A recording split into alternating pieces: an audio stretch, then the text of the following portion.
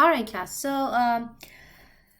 Now, so we know how glomerular filtration take place, right?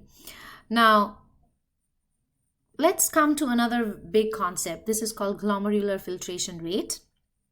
This is defined as the rate at which filtration of blood occurs at the glomerulus, and it is about 180 liter per day. Can you imagine 180 liter of blood per day is filtered at the glomerulus? Okay, so I want you to look at the picture. We do see the afferent arteriole and the efferent arteriole, and we also see the Bowman's capsule. Now, flowing through the afferent arteriole, obviously there is blood, and then all the different solutes are represented by the blue balls and the green balls.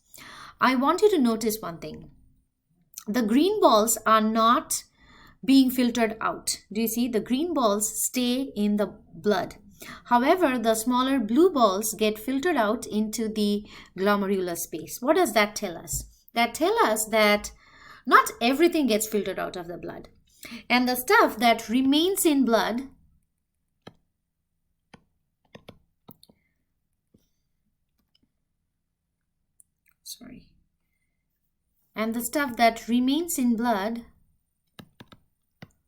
include larger proteins than RBC. If you are healthy, RBC and proteins should always be negative in blood. This information is important both for your lab practical exam and also for your lecture exam. So you can think of the green balls to be, larger proteins or RBCs. And through where does these smaller amino acids and other things do get filtered out? Well, remember, there are pores. There are pores on the glomerular capillaries. Let me use a different color. So there are these pores, and through these pores, materials are filtered out of the capillary into the capsular space. Another thing, remember the podocytes, they interdigitate, and that helps in the filtration process. All right. Okay. So now moving on to some pressure dynamics that are really important and that helps in the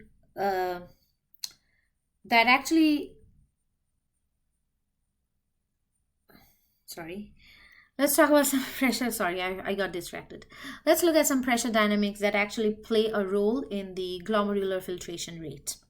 So I will draw out the glomerulus right here. And then we will draw the afferent arteriole, glomerulus, efferent arteriole, right? So this is our afferent, this is our efferent, this is glomerulus, and this is Bowman's capsule. Okay, first, I want you to notice one thing. Look at the diameter of the afferent arteriole and compare it to the diameter of the efferent arteriole. Obviously, afferent arteriole has a wider diameter. That allows a large volume of blood to come into the glomerulus. So remember, a lot of blood can come into the glomerulus and hang out here. However, not all blood can leave the glomerulus at the same rate because efferent arteriole has a smaller diameter. Therefore, a lot comes into the glomerulus. Not all can leave the glomerulus at the same rate. Okay, and therefore, because of this difference in diameter between the afferent and the efferent, there always exists a high blood pressure in the glomerulus. So due to this, there is a high blood pressure in the glomerulus. And this pressure of blood in the glomerulus is called hydrostatic pressure. So let me do that in green. Okay, so this pressure this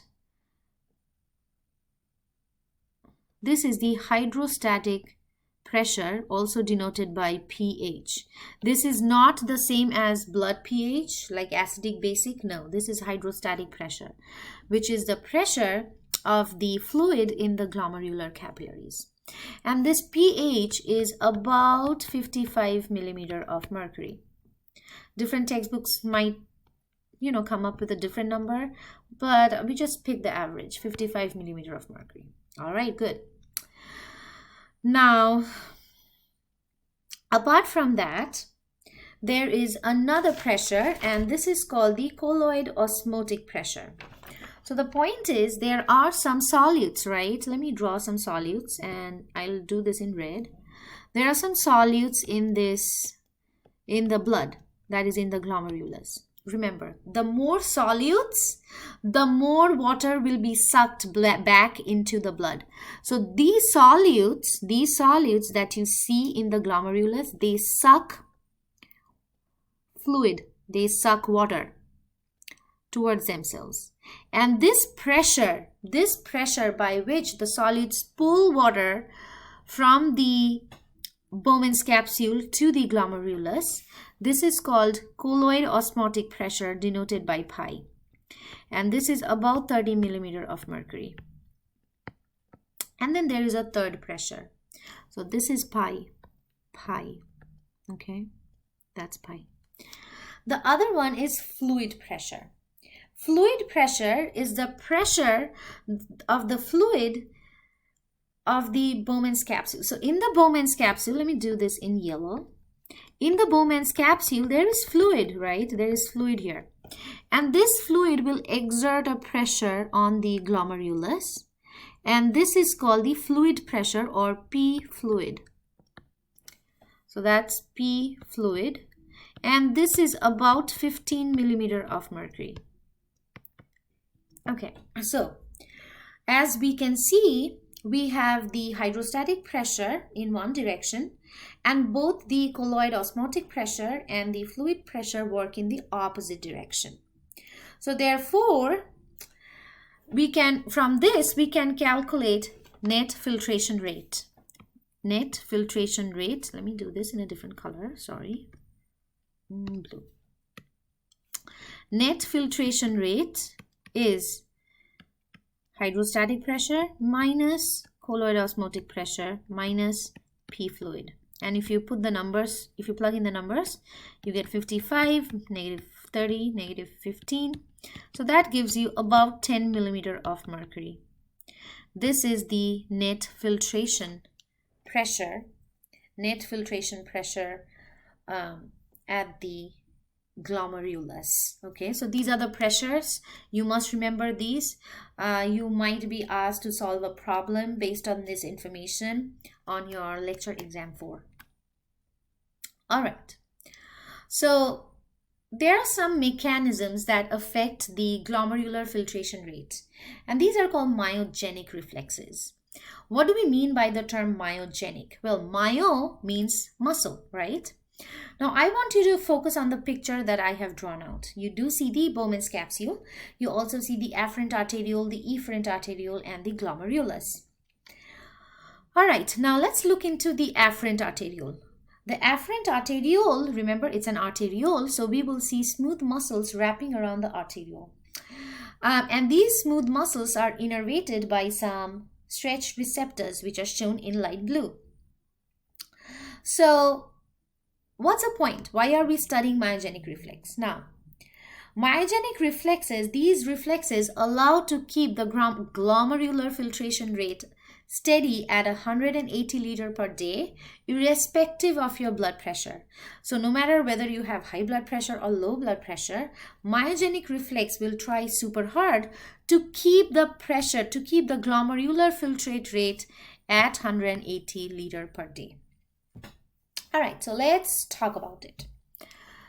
All right, now let's imagine, I'll use purple. Let's imagine the patient has high blood pressure. So a lot of blood comes in, right? We have high blood pressure. A lot of blood comes in through the afferent arteriole into the glomerulus. When a lot of blood gushes in, what will happen to the diameter of the arteriole? Will it be stretched? Of course, yes. Will that trigger the stretch receptors? Yes, that will activate the stretch receptors. And then these muscle cells have mechanically gated calcium channels that will open up, and calcium will rush into the smooth muscle cell. Calcium will cause the smooth muscle cells to contract, and that will lead to vasoconstriction. So essentially, the afferent arteriole will be constricted in diameter.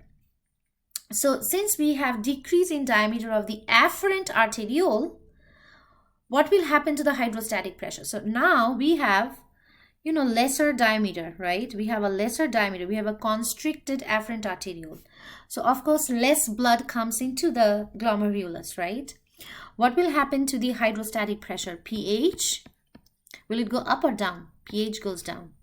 As pH goes down, there will be decrease in the net filtration pressure, and therefore that will decrease the glomerular filtration pressure.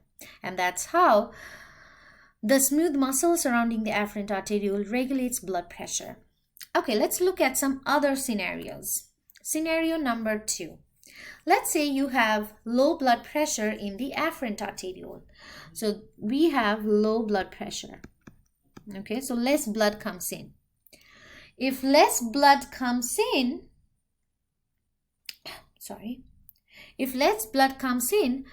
obviously you need to maintain the GFR at 180 liter per day, right? So you have to constrict the afferent arteriole. So in that case, the opposite things happen. The stretch receptors are not stimulated, so the stretch receptors do not open up the calcium channels on the smooth muscle cells. So the smooth muscle cells relax. Oops, sorry, I messed it up. Sorry. I'll start with a new video, sorry.